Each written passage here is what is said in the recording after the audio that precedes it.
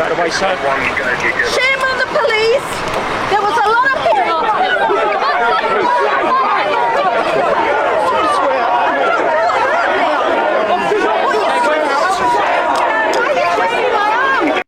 Picture this.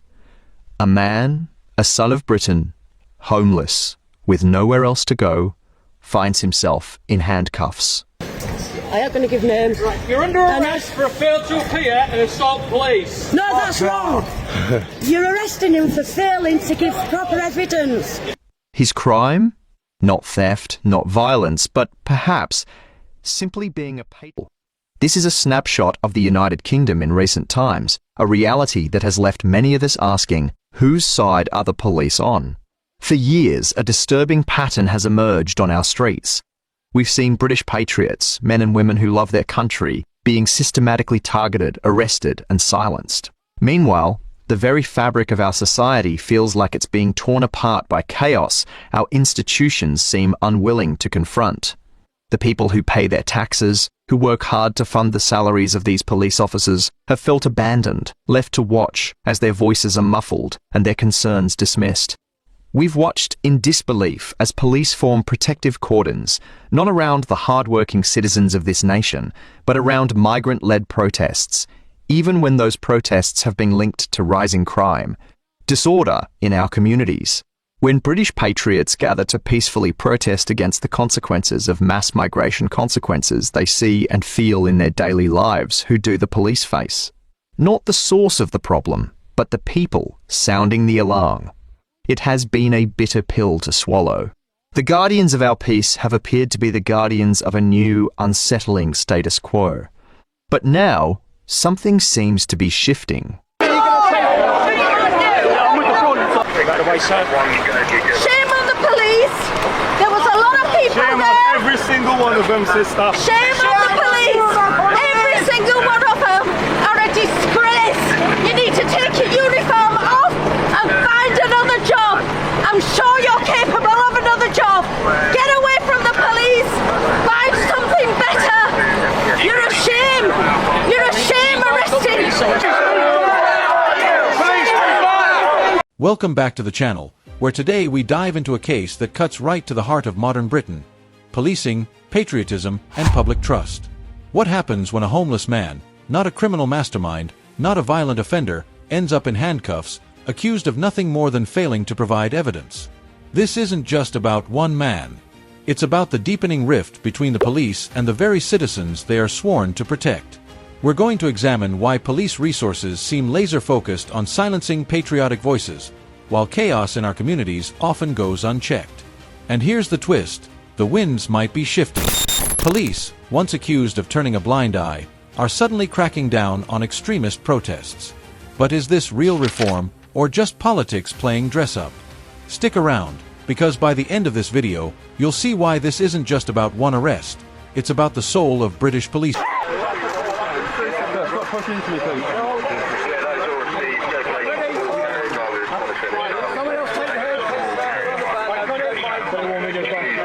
Where's our arresting officer? Yeah,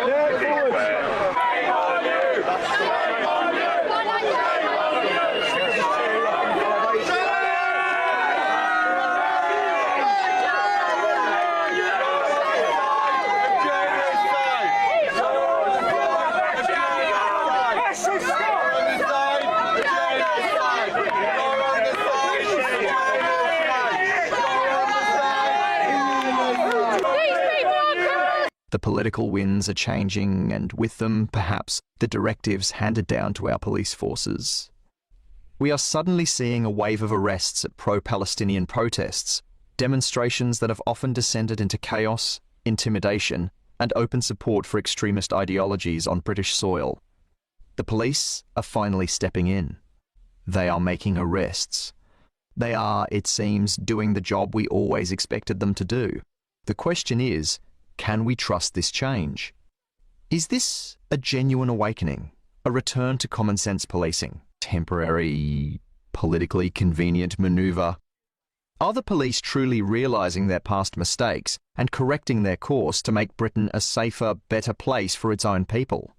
Or is this just a fleeting moment, a brief respite before they return to their old ways. Today, we delve deep into this complex issue. Let's first revisit the core of the grievance. The case of the homeless man is a poignant symbol of a much larger problem. This wasn't an isolated incident. Across the country, we have heard countless stories and seen viral videos with individuals being arrested for what can only be described as expressing patriotic sentiment, whether it's for waving a Union Jack, singing a patriotic psalm, or questioning the prevailing narrative on immigration. The threshold for causing offense has been weaponized against our own people. Listen to the emotion in the crowd. Shame on the police. That isn't just frustration, that's disillusionment. When the very people tasked with protecting citizens are being openly shamed in the street, it signals something deeper. Trust, once broken, isn't easily restored. What we're seeing here isn't a one-off protest against a single arrest. This is pent-up anger spilling over, an outcry that the police are no longer seen as neutral guardians of public safety, but rather as enforcers of political agendas. And that's a dangerous place for any democracy to find itself. These arrests often happen under the vague umbrella of breaching the peace or hate speech, yet the same standard is rarely, if ever, applied to other groups. This double standard has been the source of immense frustration. It has created a climate of fear where native Britons feel they must tread on eggshells, lest they be accused of bigotry for simply loving their homeland. The police, in these instances, have acted not as impartial enforcers of the law, but as ideological enforcers, protecting a fragile, politically correct consensus at the expense of genuine public safety. Freedom of speech. When patriots protest against crime waves attributed to migrant communities, they are met with lines of police officers who seem more interested in protecting the counter-protesters than in listening to the legitimate concerns of the local populace. The message sent is clear. Your concerns are invalid, your anger is illegitimate, and your presence is the problem. This is a profound betrayal of the social contract, the unspoken agreement that the state, and its police force, will protect its own citizens first and foremost. And now we see the crackdown on the pro-Palestinian marches. For months, London and other major cities have been brought to a standstill on weekends. Notice the language used here. This man's crime isn't theft or violence, but patriotism at the wrong time, in the wrong place. That framing tells us something crucial. In a functioning society, waving a flag or voicing love for your country isn't a criminal act. Yet here, it's treated like one. This highlights the power imbalance.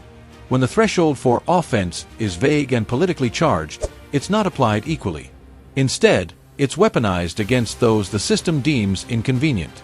That's not impartial policing, that's selective enforcement, and it breeds resentment. We've witnessed scenes that would have been unthinkable a decade ago.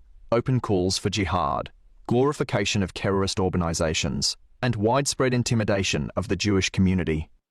For a long time, the police response was passive, criticized as being too lenient, too hesitant. But that has changed. Suddenly, arrests are being made for offensive placards, for chanting extremist slogans, for harassing the public. The police are now being seen to act, to restore order, and to enforce the law more even-handedly. It's what we've been demanding all along. So why the skepticism? Because we have to ask, what is the motivation? Is this change born from a genuine realization within the police leadership that they have made a grave error in judgment? Have they finally understood that their primary duty is to the law-abiding, tax-paying citizens of Great Britain, regardless of their political views? Or is this simply a response to immense public and political pressure? Now that the chaos has become undeniable and the government is feeling the heat, are the police simply following new orders from the top? If it is the latter, then this change is built on sand. It will last only as long as the political winds blow in this direction. When the media attention fades, when the politicians move on to the next crisis, will the police revert to their previous state of passivity towards some groups and targeted enforcement against others? A true, lasting change would require a fundamental shift in the culture of policing. Chants, shame on the police, hit like a drumbeat. This isn't just background noise. It's a public verdict delivered in real time. Think about it. When communities openly tell officers to quit their jobs, it reveals a complete collapse in respect for authority. And once that bond between citizens and police erodes, rebuilding it isn't just about changing policy. It requires rebuilding trust from the ground up, something much harder to achieve when people already feel targeted, silenced, or betrayed. Of policing by consent, where the police force sees itself as part of the community it serves, not as an entity above it. It would mean a renewed focus on tackling actual burglaries, the knife attacks, the grooming gangs rather than policing thoughts and opinions. It would mean treating every citizen equally under the law, where a patriot waving a flag is afforded the same rights as any other protester. So, are the police making Britain better? The jury is still out. The recent actions are a welcome step in the right direction, but they are just that, steps. The journey back to a trusted, respected, and effective police force is a long one. They have a mountain of trust to rebuild with the very people they are sworn to protect. We must remain vigilant, we must continue to hold them to account, and we must demand that this new approach is not just... And now we see the shift. Arrests at pro-Palestinian protests. On paper, it looks like balance is finally being restored. After months of leniency, suddenly the law is applied, offensive placards confiscated, extremist chants silenced. But here's the question. Is this justice or optics? When law enforcement's response changes this dramatically, it raises doubts. Did the police suddenly rediscover their duty to protect citizens equally, or did political winds change direction, forcing their hand? True justice is blind. But here, it seems the scales tip depending on who's watching. This double standard is where the real damage lies. Think about it. Waving a Union Jack could get you arrested for breach of peace, yet open calls for jihad on British streets went unchecked for months. That's not equality under the law, that's selective tolerance. And selective tolerance isn't tolerance at all. It's discrimination wearing a badge. The danger here isn't just legal inconsistency, it's the message it sends. Citizens are left asking, does the law protect us or punish us for what we believe? That question alone erodes faith in the system.